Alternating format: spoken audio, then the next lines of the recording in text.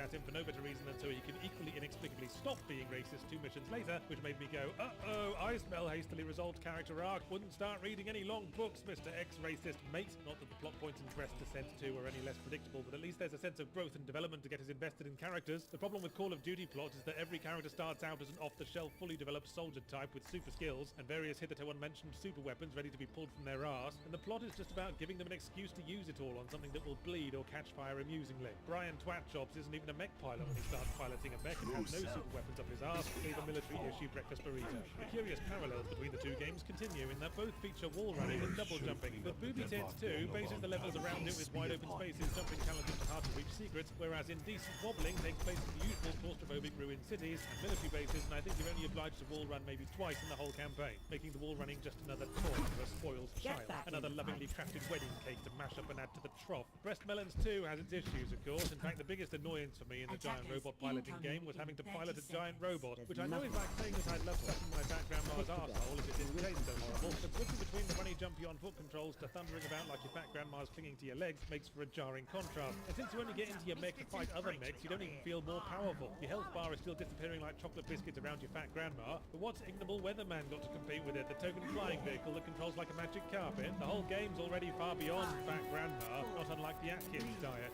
2, 1. Attackers incoming. Stop the payload.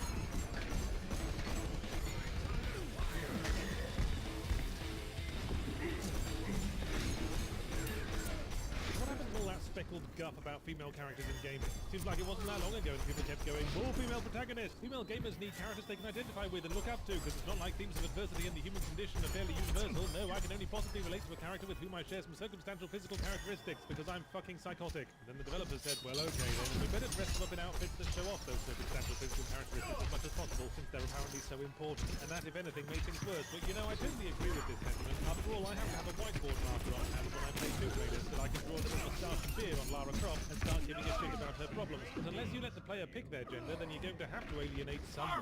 You can thank Dishonored 2 then for doing just that, postponing the inevitable apocalypse of gender war for another week. In Dishonored 2, you can choose the protagonist closest to yourself and avoid being alienated by the thought of having to lug a pair of aborted ovaries stroke gonads around. You can be Empress Emily Caldwin if you're a girl murderer, or you can be previous Dishonored protagonist Corvo Atano if you're a boy murderer with absolutely zero sense of narrative structure. For you see, I went with Emily despite my personal tits deficiency because that was the better story. After having been a child and amazing human MacGuffin in the first game, who Corvo had to save and resave over and over again at expensive cost and never get fully, no matter how often we bring it out to guess, Emily is now Empress of Dunwall and ruling it about as well as could be expected from someone who was raised by an authority in throat stabbing and lit hell. Added to say, she's fully bent over shitting things right up the flagpole, so to speak. She's promptly overthrown in a coup orchestrated by a pair of Disney villains and must prove she has the will to fight for what was originally handed to her on a silver platter. The rest of the apparently wants to shoot her. Classic sort of sequel plot. Meanwhile, play as Corvo and you get to go through basically the same motions as last time with a floating pony and comparative road one remembers which end of a knife goes into certain squashy bits, but in the end he can rescue Emily again and redeem his position as Royal Arsewiper General. Sure, you might pick him if you want to take a nice hot soapy bath in Stephen Russell's garage for him. We've got to find one slightly manipulative with the casting. It's just a reboot, it's in your eyes, that's the Thief series, it seems to say. Come over here and let it lick your face please for a while. Obviously, I will get on with you, but what else are you bringing to the table besides face licking and protagonist with optional number of testicles? What do you mean, what else? You need more? Besides the evil rats now having been replaced by evil wasps, and moving from fantasy steampunk London to fantasy steampunk Calais, there's probably a Brexit reference in there somewhere. Dishonored 2 is more of Dishonored 1, maybe a bit shorter and without the third act twist I could have seen coming from the International Space Station. More roof-hopping mission-based stealth-fun, and the tone of the ending depends on whether you solve your problems with artful character assassination or the more regular kind. Which is not to say there aren't a couple of gimmicks sprinkled hither and thither. In fact, I'm a little bit weirded out by the fact that I've played 2 games in quick succession, based on Titanfall 2. Both of which produce out of nowhere a gadget that lets you switch between 2 different time periods that can be used for precisely one mission, or based on I think you boys better see me after class. Someone has clearly been copying somebody's homework. It's funny how they won't do it for any one mission too. Normally an innovative mechanic like that would have a game entirely based around it first, before critical acclaim, before big studios start using off one mission gimmicks like a huge stupid job trying to memorise one poem to impress the girly likes, but we appear to have entirely skipped that step. I can see that the Martian robots are all further in the field of uncreated mystery, if nothing else. Related common one, you should already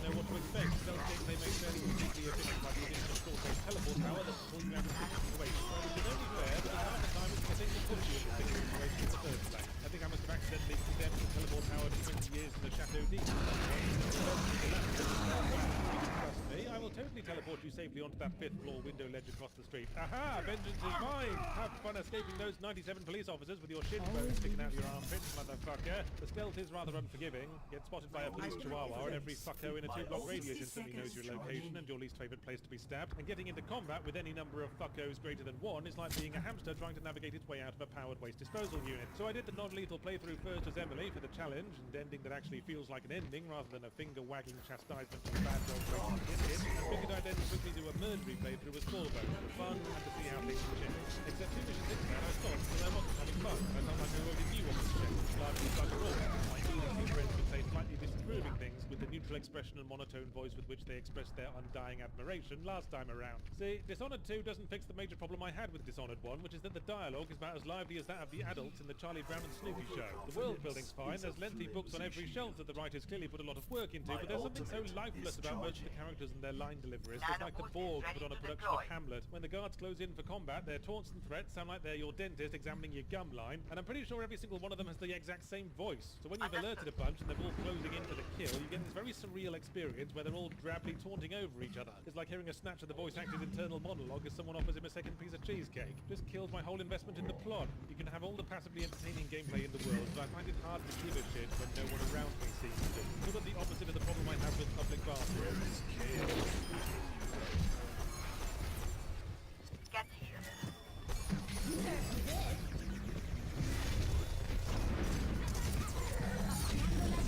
Experience tranquility.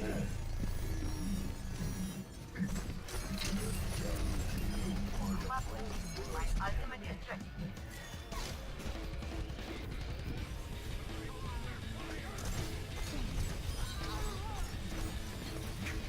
Regular viewers will know that I never want to worry about the equal numbering. Mainly I worry about the apocalyptic global conflict that will accompany the new American presidency. The future scholars of games are terribly confused. We found Battlefield 1, 2, 3, 4 and 1942, so by my count we're missing 1,938 episodes. But there is a slim justification for the title of Battlefield 1. Firstly, it's sort of a play on words. Battlefield 1, you see. Congratulations, you have won a battlefield. Hope you like shell casings and entrails. And of course, it's a clever reference to the game being set in World War I. In the run-up to release, many promising players might have thought that this is fresh thinking that would breathe new life into the genre. Small thing, it will mean that battles will be taking place in literal fields, and the whole affair will be confused by an inescapable air of dishonesty. And without the benefit of modern weaponry, the gameplay would call for a wholly different, more thoughtful approach to what was that? Cried Battlefield 1. Sorry, we were busy giving automatic machine guns to every motherfucker on the planet. Well, World War I was a conflict without clear heroes or villains, just millions upon millions of young men being sent to tragic, pointless death in the name of nothing but an international game of political bum-bashing. So there'll need to be a thoughtful, more morally complex approach to the storytelling. What was that? Cried Battlefield 1 again. Sorry, we were busy making a story campaign about rugged, English-speaking fancy boys squinting heroically into the middle distance as they mow down dastardly jabbering krauts by the hundreds. I wouldn't harp, but there's a small bit in the introduction where an American and German soldier lock gaze over a field strewn with bodies and both lower their weapons in recognition of their inhumanity thinking they could be raised by a system of incredible cogs. And then 5 minutes later, it's like a war, that has been incredible cogs, story is fun, eh, lad? You're playing as the German side of the multiplayer, the bloke on the briefing menu talks to the captain.